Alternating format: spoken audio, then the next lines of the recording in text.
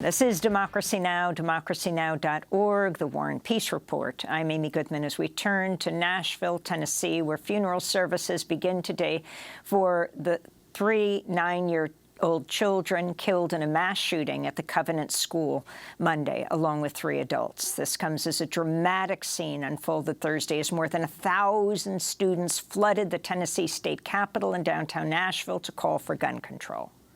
I heard that the shooter at the school this Monday obtained all of their weapons legally, and now they're trying to pass concealed carry so that teenagers can carry guns, and I do not think that it makes the problem better arming more people. Joining the students were teachers, parents, and grandparents. This is Debbie Wilbur. It was important for me to be here today because I have children, I have grandchildren, and I am looking out for my future grandchildren. And we just don't have a government here in Tennessee that's willing to do anything about gun laws.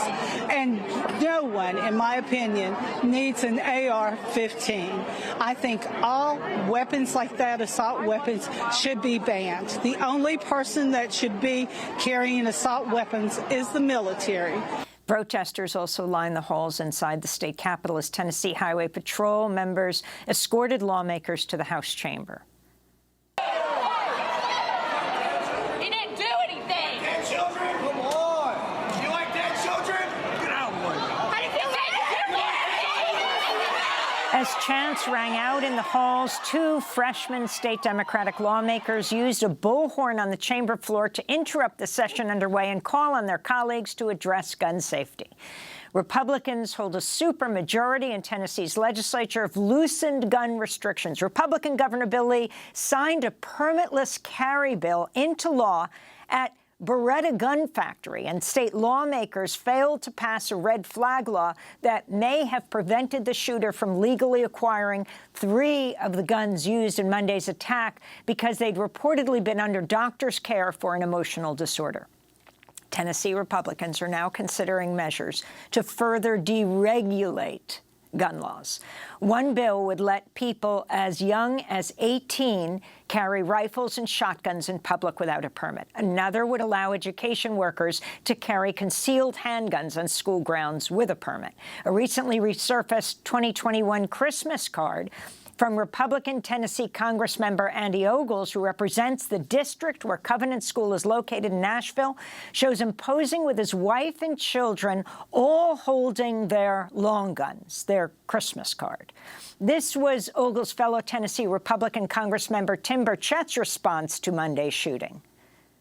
It's a horrible, horrible situation, and we're not going to fix it. Criminals are going to be criminals, and my daddy fought in the Second World War, fought in the Pacific, fought the Japanese, and he told me, he said, buddy, he said, if somebody wants to take you out and doesn't mind losing their life, there's not a whole heck of a lot you can do about it. For more on what could be done, we're joined by Dr. Katrina Green, emergency physician in Nashville, who's lost patients to gun violence. She joined in the protest at the Tennessee Capitol to call for gun reform yesterday. Thank you for joining us after working a night shift.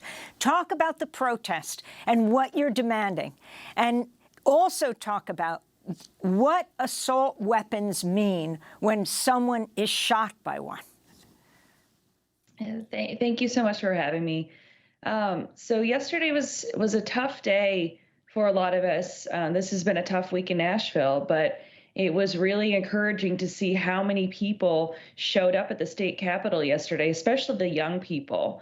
And the mood in the crowd was mixed. There was a lot of grief. I saw many folks in tears, but mostly people are angry. And that's part of the reason why I went down there as well, because I'm angry. I'm an emergency physician. I have worked at trauma centers here in Nashville and have trained in trauma centers in both Detroit and Indianapolis. And I've treated, at this point in my 10-year career, countless gun violence victims. And it's very tough to treat those injuries in the emergency department because it's not just the injury from the direct penetration of the bullet, it's also the reverberation and the ricochet that happens as the bullet passes through the body. So the bullet shot from a high-capacity weapon like an AR-15 doesn't just go through and through.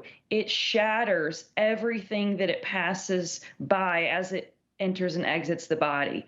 So we see just devastating injuries, and most oftentimes these people are dead by the time they reach us. And we do our best, but we lose way too many patients to gun violence. Can you talk about the Republican governor, Bill Lee, signing off on deregulating guns in a Beretta gun factory? Yeah, the optics of that were just infuriating.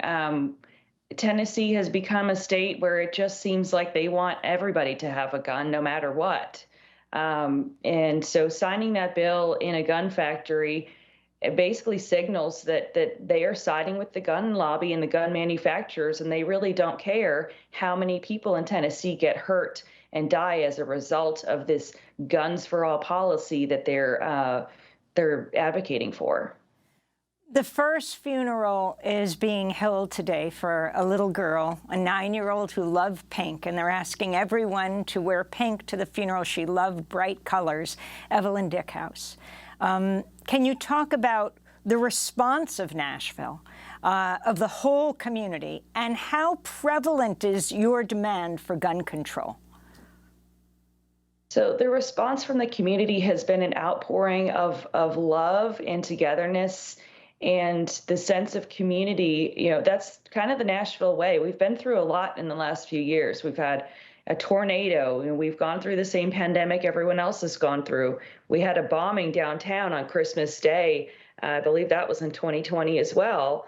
And our community is very good at coming together and supporting those in need, in times of need. And that's what's happened this week. We've seen vigils, we've seen outpourings of donations to that school and GoFundMes of the families to help them bury these children.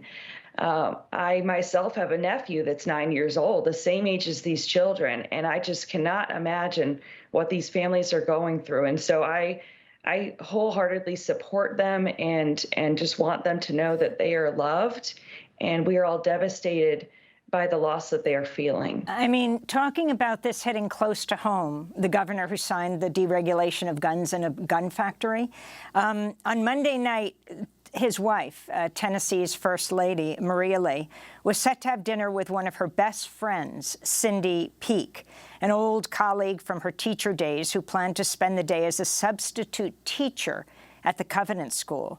But Peake never arrived home on Monday. The 61-year-old woman was one of 6 victims slain in the deadliest school shooting in Tennessee history. What happened at Covenant School was a tragedy beyond comprehension, Governor Lee said in a recorded address Tuesday night, his first extended comments on the shooting. I was reading from the Tennessean newspaper, Dr. Green. Yeah, so, you know, I watched that video as well, and I felt very disappointed in that being his response to the shooting.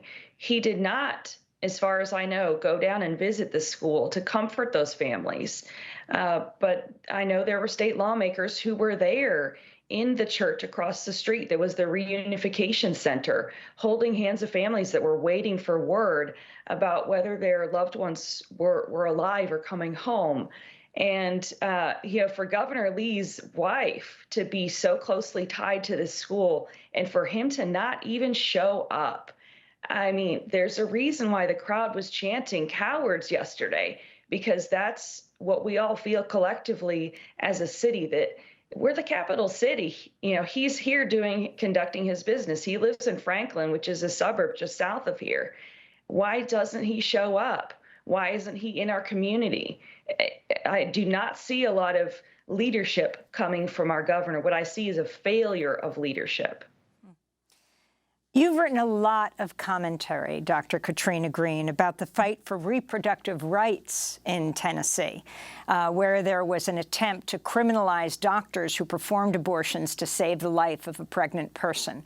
What are your thoughts seeing so much being done to curb reproductive rights, but nothing being done for gun safety? I think it just shows you where the priorities of our state leaders are. They care more about protecting potential life in a womb than they do about protecting children who are alive and living and breathing and attending schools. I do not see any concern or care for protecting precious life that is already present in our community. And that is, I think, the definition of hypocrisy. I am angry at the fact that reproductive rights have been taken away, but I'm more angry at the fact that they won't protect life when it's already born. I don't know what else we can do to get through to these people.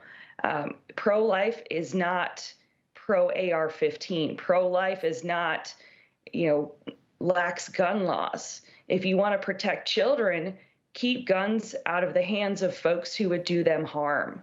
Do everything possible to protect them by making it harder for folks to commit these atrocities. We don't even have a red flag law in Tennessee, which would have prevented this, the person who committed these acts from purchasing at least some of these weapons. And might have been able to get that person better help for the mental distress that, you assume would cause someone to commit a horrible act like that.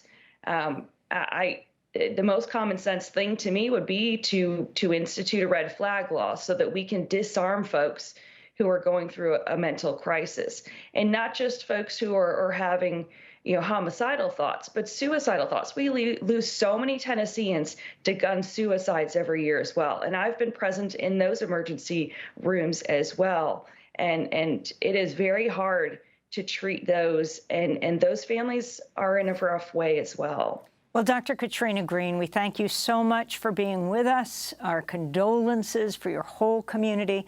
Dr. Green is an emergency physician in Nashville, Tennessee, who joined in the protest at the Tennessee Capitol Thursday with another 1,000 people calling for gun control.